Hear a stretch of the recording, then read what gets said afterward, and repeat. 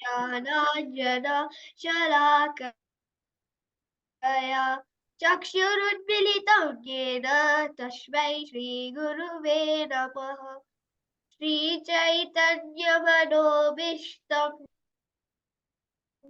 स्थापितं येन भूतले स्वयं रूप कदा मायं ददाति स्वपदान्तिकम्। वन्देऽहं श्रीगुरुन् श्रीयुतापदकमलम् श्रीगुरुन् वैष्णवं च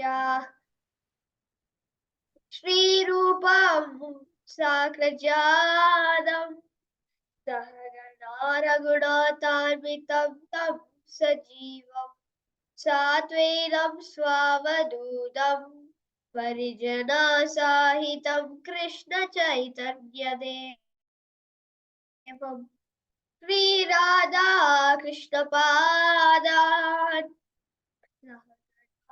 ललिता श्रीविशाखान्वितंश्च हे कृष्णा करुणा सिन्धो दीनबन्धो जगत्पते गोपेश गोपिका कान्ता राधाकान्त नमोऽस्तुते तप्त काञ्चन गौराङ्गी Radhe Vrindavaneshwari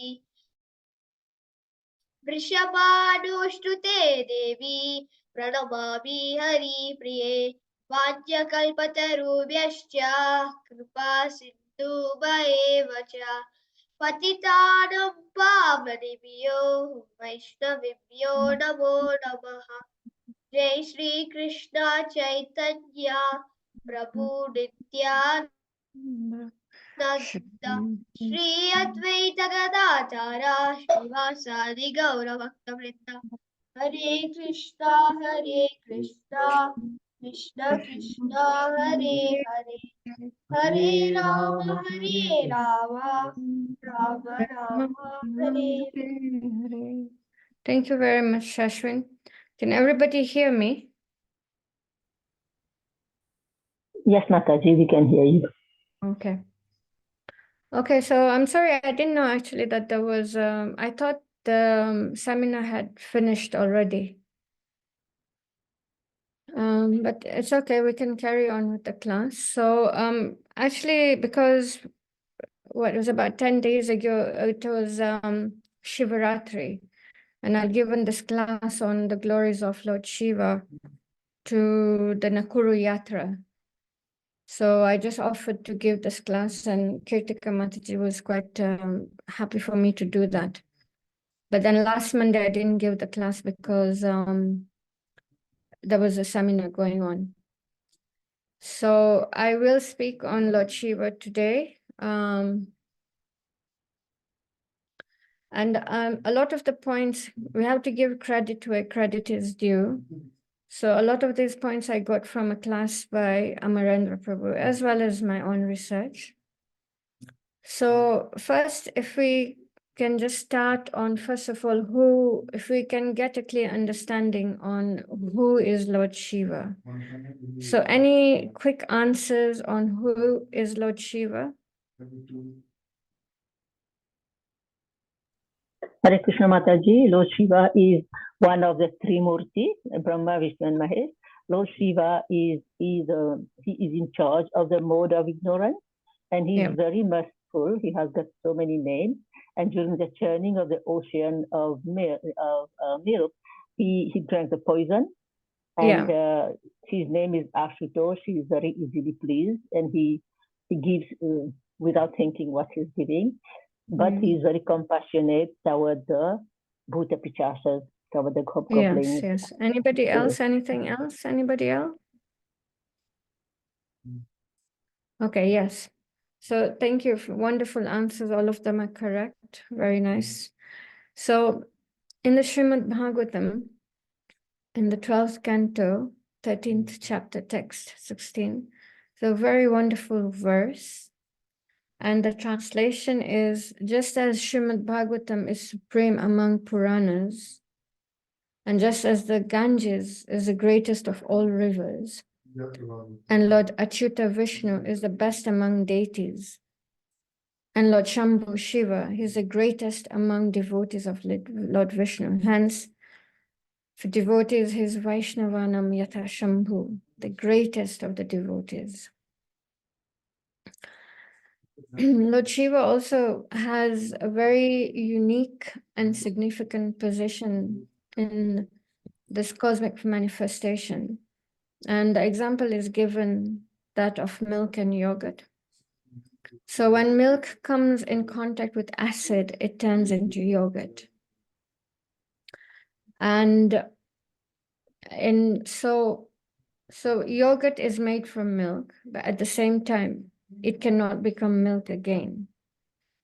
So they say when Lord Vishnu touches the material world, he becomes Lord Shiva.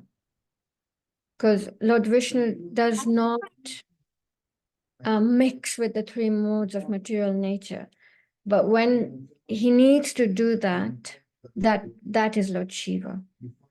So in the Brahma Samhita 545, this is the verse, Shiram yata dadi vikara vishesha yogat sanjayate natu tatar pritag asti heto ya sambhutam api tatha samupaiti karyad govindamadi purusham tamaham bhajami. So the translation, the meaning is that when milk comes into contact, like I said, when milk comes into contact with acid, it turns into yogurt. So the same way when Vishnu touches the material world, that is Lord Shiva. So when Lord Vishnu has to have material transactions, that is Lord Shiva. Also, Lord Shiva, his second to Lord Vishnu. So Lord Vishnu or Krishna has 64 qualities, as we know. And as living entities, we have those 64 qualities in minute quantities. So after Lord Vishnu or Krishna, it is only Lord Shiva who has 84% of those qualities. And Brahma has 78%. So Lord Shiva, for convenience sake, we categorize him as a demigod, as a Mahadev, Devta. But his position is quite unique. He's not a demigod, yet he's not Vishnu, but it's a very unique category that he has. Also, in Srimad Bhagavatam 6.3.20, it is explained that Lord Shiva is one of the 12 Mahajans. Now, who are the Mahajans? Anybody? Just a quick answer. Who are the Mahajans?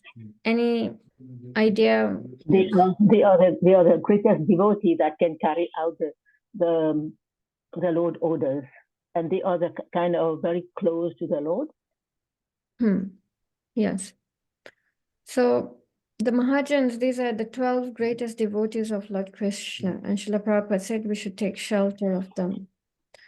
So we can see in the material world, everybody has role models, everybody. When you're young, you have certain role models. When you grow up, you have certain role models. A lot of the time today, celebrities become, in general, our role models, you know. Oh, Alia Bhatt wore this outfit, so I want this outfit, you know. This one has a certain physique, so I want to work out to have a certain physique. If you're a boxer, you have your role model. Everywhere, we always are looking up to somebody for how to live our life. It's a very natural thing to kind of like look up to someone, to have a yardstick, to have an ideal, to have like a goal, you know. So spiritually also, we have our role models, the 6 Goswamis, the 12 Mahajans.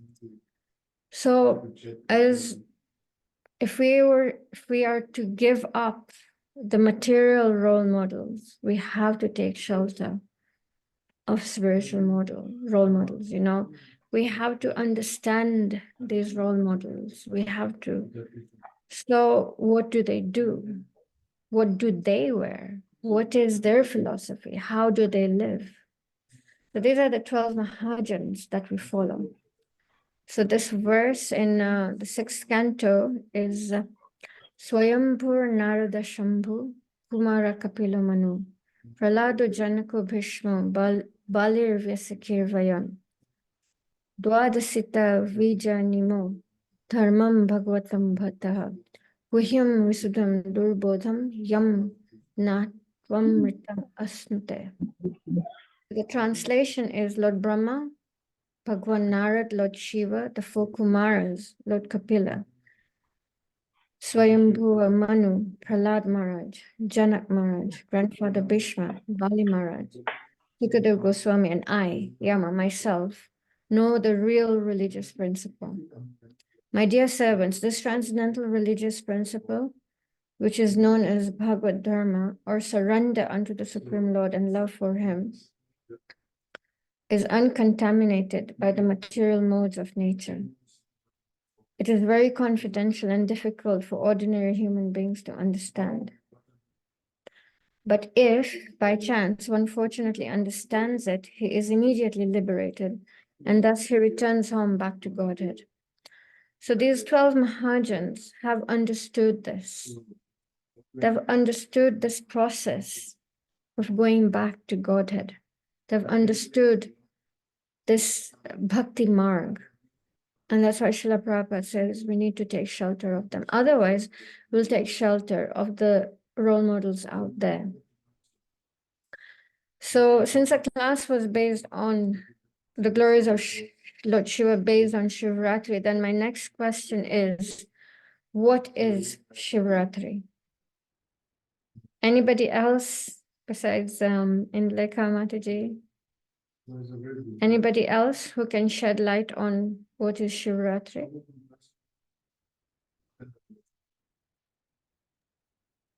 Okay, Indleka Mataji. Is it that Lord Shiva and Parvati got married on Yeah. that day? Yes, it is the day Lord Shiva and Parvati got married. So there's a very beautiful It is past. also, sorry, Mataji, it is also the day he appeared, Lord Shiva. Because what I heard is the same day, like his birthday and his marriage day, or like same on the same date. Okay, I don't know about that. According to my research, what I got was that it is Lord Shiva and Parvati's marriage, but I will look Okay. into it, and then the next time I give class, I can just Thank you. clarify that Thank you. here. So there's a beautiful pastime that explains the importance of honoring Shivaratri. So one time, Astavakra Muni, he went to see King Chitrabhanu. And that particular day, King Chitrabhanu and the queen were fasting. So Astavakra Muni asked King Chitrabhanu, why are you fasting today? And King Chitrabhanu, he said he recalled his past life. And in his past life, he was a hunter known as Suswara. So he had gone out hunting, and it was a very tough day. He did not get a hunt, and it started raining profusely. So to take shelter, he was in the forest. There was no way he could go back because of the rain. And also it had started getting dark. So to take shelter, he climbed a tree and just kind of like waiting there for the rain to end, but no. So he was just sitting there lamenting like, oh no, I haven't got a hunt, it's raining, what is my family going to eat, you know? And so just to pass time there, he started just plucking the leaves from the tree and just tearing them and just throwing them on the ground.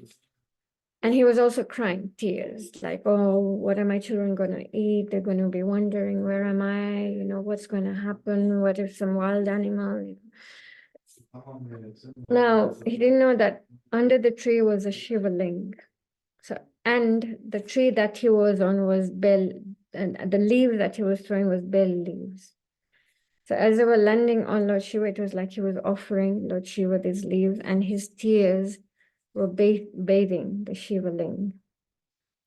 And of course, all day he was hunting and he didn't find anything. Then it started raining, so he had fasted. Coincidentally, he had fasted the whole day, and he kept awake the whole night because he was on a tree. So, and that day happened to be Shivaratri. So at the end of his life, as anybody would expect, his destination was not going to be very auspicious because he was a hunter. However, him and his family got residence in the abode of Lord Shiva for many, many celestial years because he fasted and he stayed awake the whole night on Shivaratri. So just an indication of the benefits of honoring Shivaratri. So now the million-dollar question is, do Vaishnavas worship Lord Shiva? And if we do, then how do we? So this question was asked to Srila Prabhupada, and Srila Prabhupada actually said, yes, it depends on the intention of how we approach him and why we're approaching him. So as devotees, we don't approach Lord Shiva with material desires. We approach Lord Shiva just to increase our bhakti. So a nice example is given here. Nanda Baba and the residents actually used to travel to present-day Gujarat. There's a place called Ambikavali to worship Lord Shiva on Shivaratri. But what did they worship? What did they ask? They said, oh, Lord Shiva, please protect our Lala. So many demons, this demon, that demon, Putna, this, all demons are trying to attack Krishna. You please protect our Krishna. And please let our attraction increase for him. That's what they prayed. So Srila Prabhupada said, yes, we worship Lord Shiva as Vaishnavanam Yathashambhu, the greatest of the devotees. Again, just a very, like Mataji said, a very compassionate, simple Vaishnava, the greatest of Vaishnavas. Why would we not follow him? Why would we not look up to him? Why would we not give him the utmost respect? We are supposed to even respect ants. So just some other, can just simply pray that, my dear Lord Shiva, help me make advancement in spiritual life. Help me increase my attraction for Lord Krishna like you have. So the very important quality of Lord Shiva is that Lord Shiva is ready to do any service that is asked of him. He's very compassionate, as Mataji pointed out. So, and I want everybody to give me one point. Can you describe Lord Shiva? Just one thing. What does he wear? How does he look? What does he do? Everybody can tell me one thing. How does Lord Shiva look?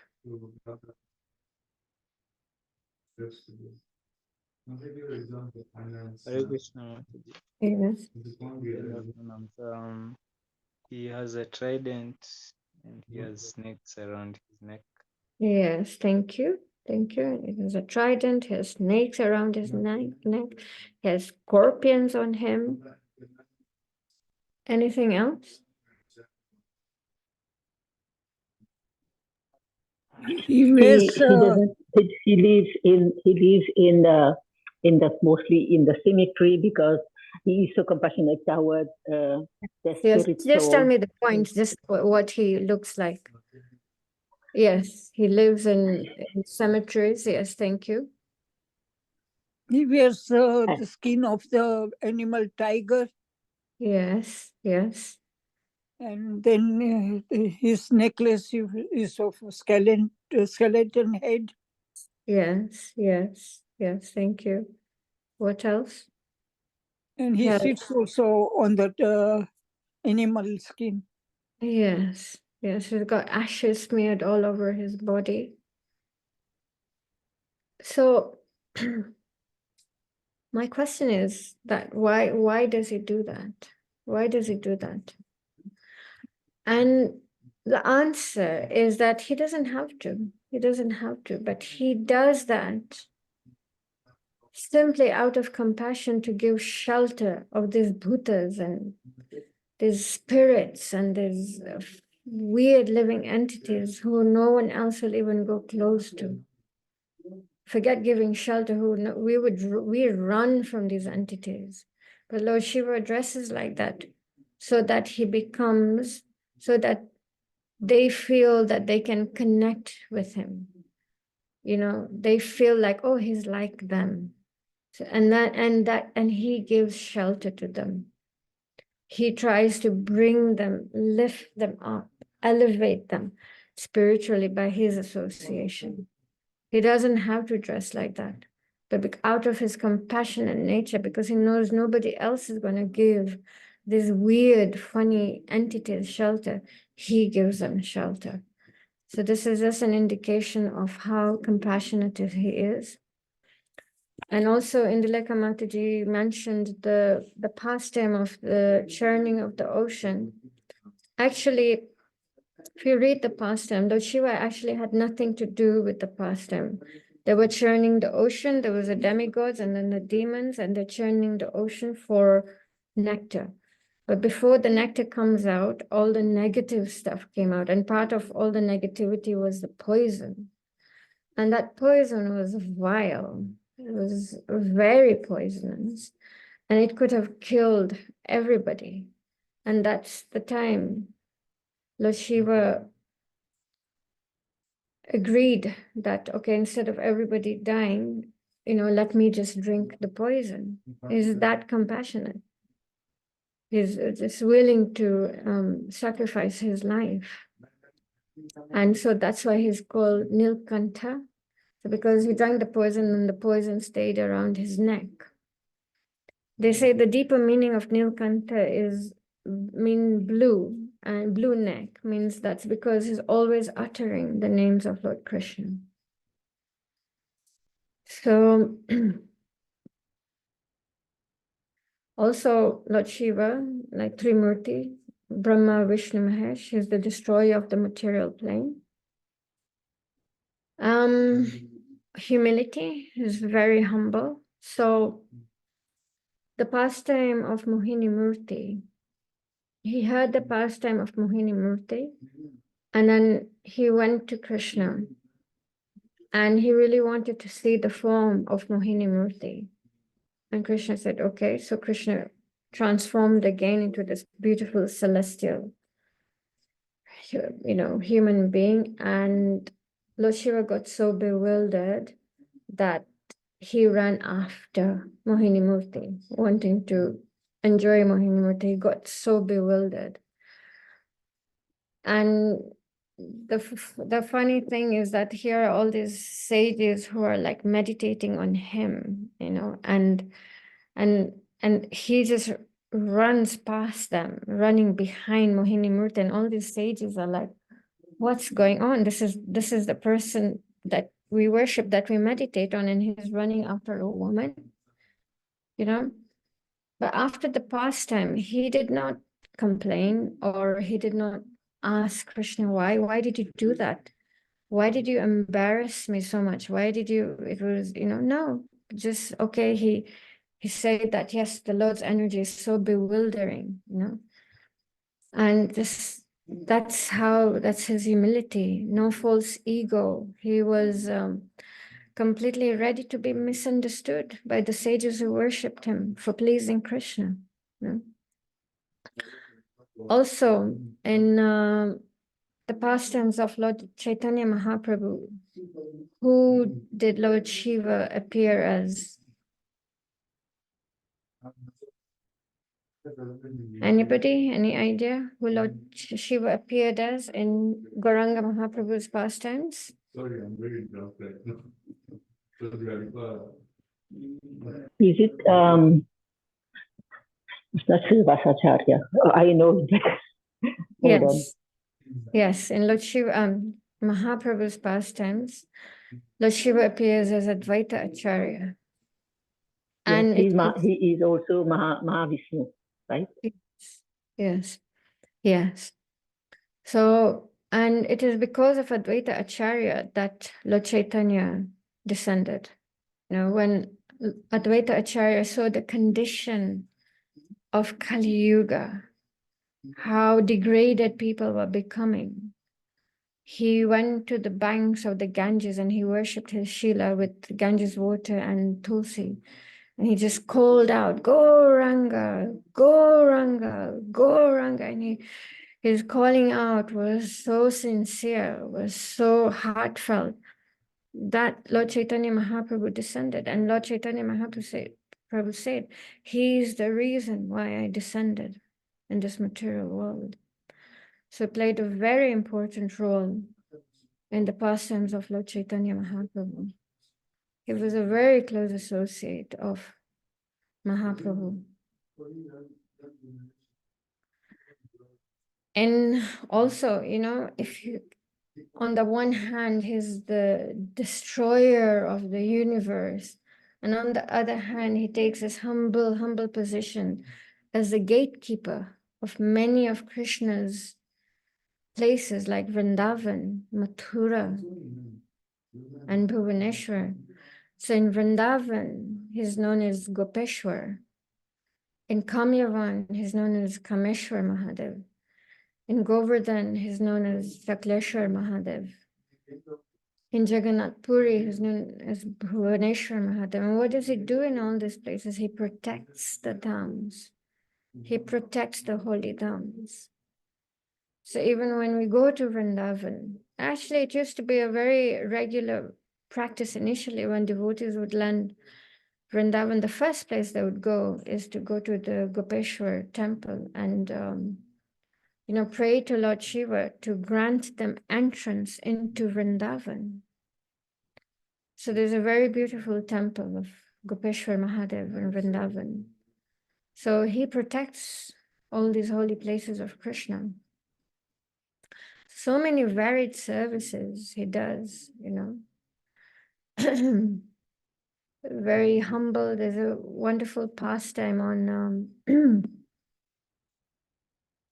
so there was this there's a thief who used to his specialty was stealing bells from temples and then probably just clean them up, shine them up a little bit and resell them. I don't know, it must be something like that. So he had heard that there's this temple and there's a golden bell, you know, there's a bell of gold. So he was very intrigued, very interested in stealing that. So he anyway goes to the temple at night and is trying to reach this bell, but it's too high.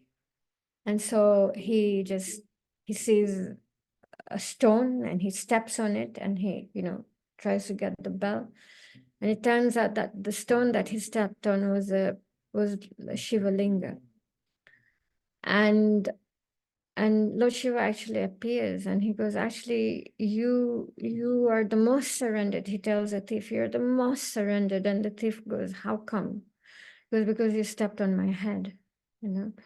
So humble. No, he could have killed the thief, you know, but no, just so humble. So back to the point that he's not attached to a particular kind of service, but he's simply attached to serving. You know, this is a very good example for us to imbibe.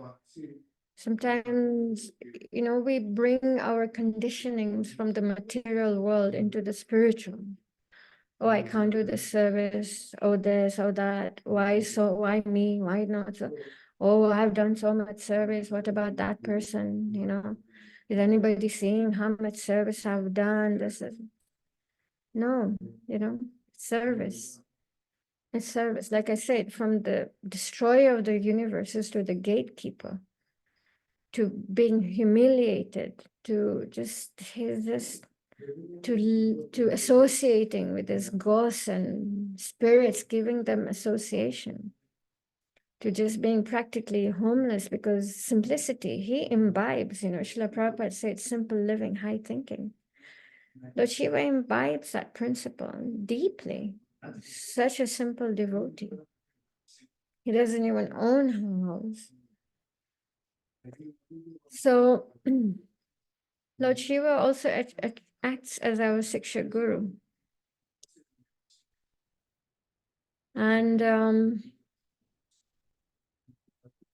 referring back to the pastime of Mohini Murthy, you know, like when he got humiliated and so, but he did not complain. He just took it as part of his service, part of the Lord's pastime. So similarly, when we take up this process of Krishna consciousness, there will be purification, you know, purification of the heart to remove all the anarthas, all the unwanted things in the heart. How these things are attachments, lust, greed, anger, attachment, our conditionings, things that we hold so near and dear. We have to have this, you know.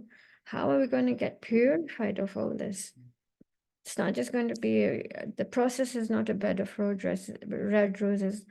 Process is sometimes painful because giving these anarthas for lifetimes and lifetimes and lifetimes, you know, these conditionings, these attachments, these desires, material desires. But when we're going through the purification, there will be some amount of suffering. But if we just, for example, how do we actually get juice from sugarcane? You know, the sugarcane has to go through this machine where it's completely pressed and squeezed, and that's how the juice comes out. So we have to go through this process of purification. How do you get a diamond to shine? It goes through a process of cleaning and you know, shaping, and so much goes into the diamond to get it looking the way it does. And the process is not fun. It's purification, you know. So that way we will all go through purification. Even Keshav Maharaj gives a very nice, funny example that when he, as a brahmachari at the Bhaktivedanta manor, his service used to be taking a whole lot of potatoes and putting it in this machine where the machine cleans the potatoes by the surface. The bottom of the machine is rough, and so the potatoes banging against each other and the rough surface, and that's how the potatoes get cleaned, you know, the friction and the rough surface and the rough sides that cleans out the potatoes. And he used to stand there watching these potatoes get cleaned, and he used to think, this is my life every day, you know. This is the life of devotees every day, this process of purification. But to have the ability of going through this process of purification, believing that this is the Lord's plan. And in Krishna's plan, there are no mistakes. Now, this is the perfect plan for me. Whatever I'm going through, this is Krishna's perfect plan for me, and there are no mistakes here. being able to go through life like that, like Lord Shiva did, that would be quite ideal. It's not easy, but is a very good example. So to embrace these challenges in our Krishna consciousness and to surrender. And, whenever the going gets tough, to think about these kind of pastimes, what Lord Shiva has been through, what devotees, what Srila Prabhupada went through. Is there any better example for us? All the challenges that Srila Prabhupada went through, but he stuck it through. Also, another pastime is that the 10 prachetas, they took austerity to the next level. They're like, we're not just going to fast and not sleep. We're going to perform austerities underwater. And so they performed austerities underwater for many, many, many, many thousands of years. And then under Lord Shiva's guidance, and when Lord Shiva finally went to meet them, he said, I'm very happy. And he didn't say I'm very happy because of the austerity you performed, but he said, I'm very happy because of the way you cooperated with each other. So this is so important. Even we all know, Srila Prabhupada said that the success of this movement will be judged, will be calculated by the way we cooperate with each other. He could have said so many things. He could have said the success of this movement depends on the number of books you distribute, or the number of devotees that you will make, or the number of temples that you're going to open up. He could have said so many things, but he said the success of this movement will depend on how you cooperate with each other.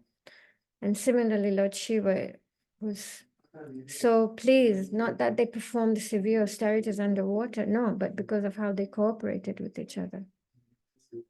And Lord Shiva was like their Siksha Guru. And he was also so happy because when he finally did ask them for a boon because of their severe austerities, they did not ask for anything material. They asked for a spiritual boon, for spiritual progress, and he was very, very pleased with that. So I'd like to, yes, this surrendering to service, surrendering to the process of purification, and cooperating is not easy.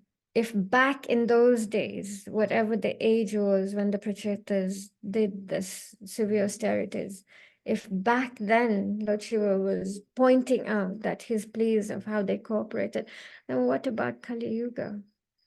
So we're so conditioned to actually not be cooperative, to Kali Yuga, age of quarrel and hypocrisy. Anything little and there's a quarrel, anything little, any little friction, and but it is the way this movement, it is the way we will progress through cooperation. So I want to end with a very beautiful pastime.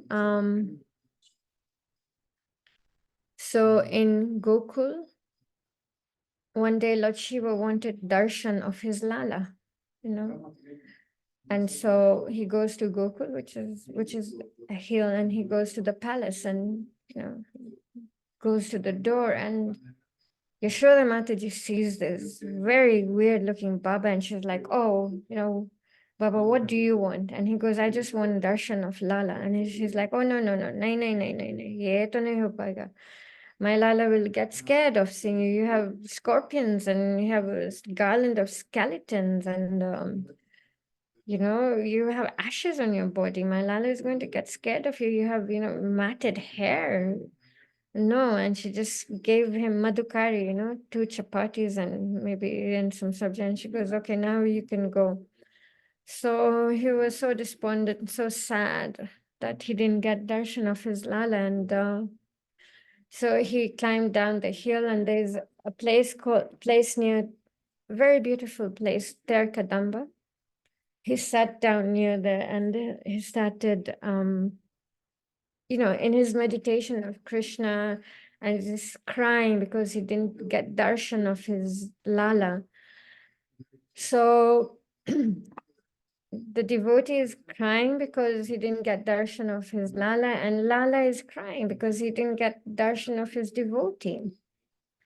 And he's just inconsolably crying and crying and crying. And the gopis are trying this way and that way to console him, to keep him quiet, rocking him, feeding him, everything, and nothing doing, is just crying and crying. And finally, one of the gopis asked Mother Yashoda, did something happen today? Anything weird? Did anybody come today? And then she was like, yes, yes, this very weird looking Baba came today. And since he left is when Lala started crying. So I don't know if he's done some jadoo, some black magic, because he wanted to see Lala and I didn't let him see Lala. Then they're like, oh yes, this is the problem. He's done some black magic. So now how to remove this black magic? That means you have to bring that weird sadhu Baba back. You have to bring him back. So they sent gopis, go look for this weird looking Baba and bring him back. So the gopis went here, there, and finally they go to Terkadam and they saw Lord Shiva just sitting in meditation, but crying like this. And they're like, Baba, come with us. We go back to Gokul. So Lord Shiva went, and then again, go to the palace, and Yashodamata is again, what do you want? And he said, I only want darshan of Lala. So very hesitantly, she brings Krishna to the door, and she's like, okay. And as soon as Lord Shiva sees Krishna, is so happy, and he starts doing his dance and playing his musical instrument, the tambura, and when Krishna sees that, he starts laughing and laughing and laughing, and then everybody's so happy, Lord Shiva is happy, Krishna is happy, the gopis are happy, and so Yashoda Mata is like, okay, gives him a little bit more, madhukari, and she's like, okay, thank you very much, now you can go. So just as Lord Shiva is about to turn, Krishna starts crying again, and she's like, oh my God, is this ever going to end? So then they all decide like, okay, Baba, you know what? You come to Gokul every day and every day give darshan to our Lala. And so Lord Shiva was so happy, so happy. Yes, I can do this every day. And they're like, and what can we offer you? And he said, nothing. I don't want anything. I don't want anything. I just want a little bit of Mahaprasad. So yes, more than happy, Lala's remnants I want. So they were very happy to do that. And to this day, if you go to Gokul, the main temple, and then on the side, there's a little temple of a Shivaling, and the bhoga that's offered to Krishna, then that plate gets, after it's offered to Krishna, that plate gets offered to Lord Shiva till today. So such a nice, wonderful pastime between Krishna and his devotee. So beautiful. So, especially on Shivratri, but also otherwise, we can pray to Lord Shiva for spiritual strength, for renunciation, for spiritual progress, We can pray to him as our instructing Siksha Guru. He's very compassionate, he's very powerful, he's very simple, he's very dedicated to service, very detached. And I'll end with this final verse in Padma Puran. Lord Shiva tells his wife, Sati, Shri Rama Rama Ramati, Rame Rame Manorame, Sahasranam Tatulyam, Ram Nam Varanane. So the meaning is, by meditating on Ram, Ram, Ram, my mind gets absorbed in the divine consciousness of Ram, which is transcendental. The name of Ram is as great as 1,000 names of God. So Lord Shiva clearly speaks here that he completely relishes chanting the names of Lord Ram. So again, we can pray to him for some taste for the holy name. A lot of the times I speak for myself, my rounds are so technical, so mechanical, just fix 16 rounds, that's the number, let me get the 16th round done. And then when my last round is like, it's done, Where is this kind of chanting going to take us? Not very far. But here is an entity who has so much attachment, so much attraction, so much dedication, devotion to Lord Krishna, and he relishes the names of Krishna. So, such a wonderful role model to take shelter of, just another personality that we can take shelter of. So I'll end the class here. If there are any questions, any comments, any corrections, please, anything you'd like to add? Yes, Mataji. Yeah, is it that Lord Ram was worshipping Lord Shiva? Is I think Ishtadev something it is called. Yeah, Yes. building the bridge to Lanka. Yeah, Worship that Lord. traveling there, and I think when they were in the forest all the time, they were taking Lord Shiva as Ishtadev, means men. Yeah. So Yeah. so the explanation is given like the devotee worships the Lord, and the Lord equally worships the devotee. Yeah. Hare Krishna Mataji. Thank you so much for nice explanation on Lord Shiva. Yeah. Very nice. So as you said about Lord Shiva, the Brahma Samhita verse, where Lord Shiva is like a curd and the Lord is milk, he turns into curds when Lord Shiva, when Lord Vishnu touches the earth, he turns into Lord Shiva.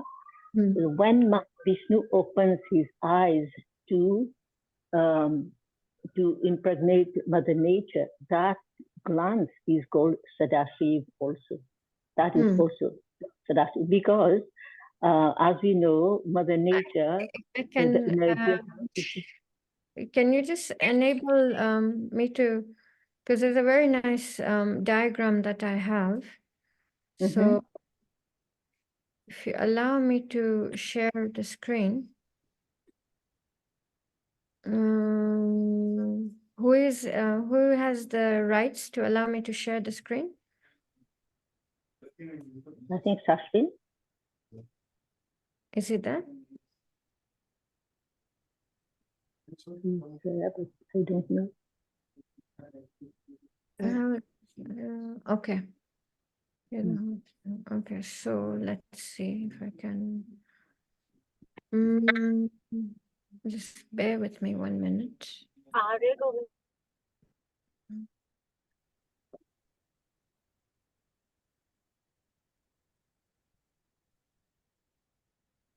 don't know if I'll be able to do this. No.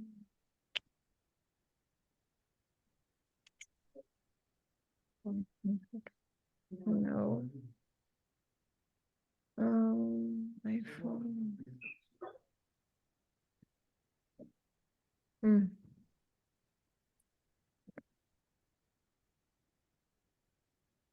It's okay, Mataji. You can say what you wanted to share. So it's just a very nice chart. That you were saying, yes, that, sorry, what you were trying to explain his position as, so what were you saying? Yes, because as we know, Mother Nature, she's Durgama, right? The energy of the Lord is Durgama. So Lord Vishnu, Mahavishnu cannot impregnate Durgama directly. So when he opens his eyes, that glance is Sadasiv. It turns into Sadasiv.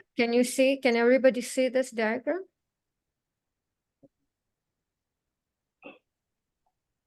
Yes, Mataji, you can see. Yeah. So, just 1 second. So we can see Krishna, then Balaram, then the 4 expansions, Vasudeva, Sankarshan, Aniruddha, Pradyumna. And then from Sankarshan comes Mahasankarshan. From there, Mahavishnu, and then from Mahavishnu comes Mahadev, Sadashiva. Yes, yes. Yeah, and Yeah. then from So, Sadashiva, there's Shiva and Shambhu. yeah. So that is his position. So he has a very highly position, unlike many people think. And Yeah. as you said, we cannot also qualify him as a demigod. He's higher. He's Mahadev, right? He's Mahadev. Yeah. And this Nilkanta, what happens is when he drank the poison, the halahal poison from the churning of the ocean. So as soon as he put it in his mouth, he remembered, oh, my Ishtadev, who is Lord Ram, is in my heart. If I drink the poison into my heart, that will hurt my Lord. So he kept it in his throat. That's why his throat became blue. That's why his name is Nilkanta. Yeah. Yeah. And also, why is he called Gopeshwar Mahadev in Vrindavan? He is a Gopi. He wanted to participate in the Ras Leela. So he was not allowed. So then he was turned into a Gopi. Then he was not even dancing the Ras Leela. He was just standing and allowing the Gopis in. That was his task. That was his name is Gopeshwar Mahadev. Yes. Also the mantra Sri Rama Rama Rameti Rame Rame Manorame Sahasranama Tatulyam Rama Nama Varanane. So this comes in the Vishnu Sahasranam. Bhismadev was narrating this, and then there are so many characters who take part in it. And then Parvati Mata, this Vishnu Sahasranam is like 1,000 name of Vishnu. My children will, like talking about us, we will not be able in this Kali Yuga to remember that all 1,000 names. So give a short version, give a short. Then he said, if somebody just says this mantra 3 times a day, so it's equal to the Vishnu Sahasranam. So that's why he gave this short version of the whole, he kind of wrapped up 1,000 names in the one Sri Ram, because Sri Ram is his study. Now, going to what Mataji said, that Lord Ram was praying to Lord Shiva. Shiva Ling is very great. I have a very beautiful story, but I will not be able to tell it now, how the first linga appeared. How? But here, what happened is, Lord Ram, even when Lord Ram was waiting for Varun Dev to come to give him permission so that he can go into the water, Lord Ram didn't need to take permission from anyone. Lord Ram was, and Lord Varun Dev was showing that he wanted to show the prowess of the Lord. He wanted to show that the Lord is higher than him. If Lord Ram has, okay, I want to build the bridge over the ocean, Varun Dev would just allow, then it would seem that Varun Dev was higher than Lord Ram. So Varun Dev, what did he do? He allowed Lord Ram to get angry, so that then the anger shows his power. He is higher. Then Varun Dev came. Similarly, we know that Ravana is a great devotee of Lord Shiva. He cuts his head, he put in the fire for Lord Shiva, right? That's what he did. So Lord Shiva knew he was going to kill Ravana, and Ravana was the greatest devotee of Lord Shiva. So he built the linga, and he called Lord Shiva and telling that I am going to kill your favorite devotee today. Then Lord Shiva gave the Trishul. Lord Shiva gave the arrows. Not Lord Shiva. Sorry. Lord Shiva gave the arrow to Lord Ram. It's not that Lord Ram was praying. People get the misconception at Rameswaram that Lord Ram was praying to Lord Shiva. Lord Shiva would never accept that. That is a kind of a sin, kind of an offense we are creating when we say that Lord Shiva is praying to Lord Ram. That is an offense. We should not say that. We cannot know the intricacies between the Lords. But here it's not appropriate to say that Lord Ram was praying to Lord Shiva. He did a linga, and then Lord Shiva appeared and gave him that arrow with which he could kill Ravana. Yeah. So very, Yeah, very thank you for beautiful the story. So, clarification. sorry, Mataji, you are echoing. Thank you for the clarification. Thank you, Mataji. Hare Okay, Krishna. think we can, unless there's any other question or anything, then we can end here. Mataji, some devotees, they still think that Shiv and Shambhu, they are one. So are they wrong or it's still correct? It's a bit technical, like I showed in that diagram. Yeah, it is the separate Yeah, Mahadev, Shankara, technical. and then there are Shiv and Shambhu. Yes. Different square, Lord yeah. Shiva has got 12 different names and 12 different activities that he does. Like Lord Krishna, he's called different names and different names. Similarly, Lord Shiva, he appeared from in between the eyebrows of Lord Brahma.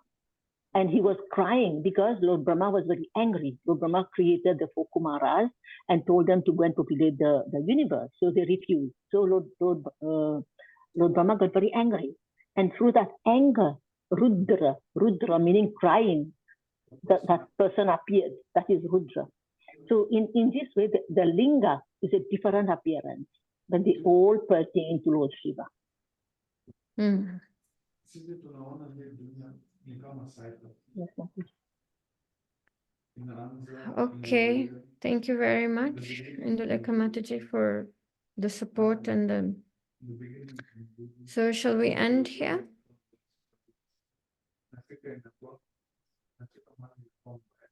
Yes, Mataji, there's no question and no comment. So I think.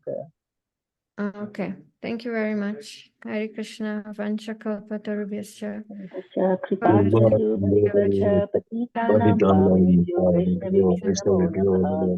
So I will request everyone to unmute and please let's chant the mantra to glorify Mataji for this nice class that she has given today. Please, let's all say Hare Krishna, Krishna, Hare Krishna, Krishna Krishna, Hare Hare, Hare Rama, Hare Rama, Rama Rama, Hare Hare. Gandharaj Navadvipa ki jai, Ananta Koti Vaishnavin ki jai, Srila Prabhupada ki jai, Mataji ki jai, Eldoret Yatra ki jai. Thank you everyone for joining. Please keep coming. Thank you for your association. Hare Krishna. Thank you so much, Mataji. It was so nice. Thank you, So nice. Mataji. Hare Krishna. Hare Krishna. Hare Hare Krishna.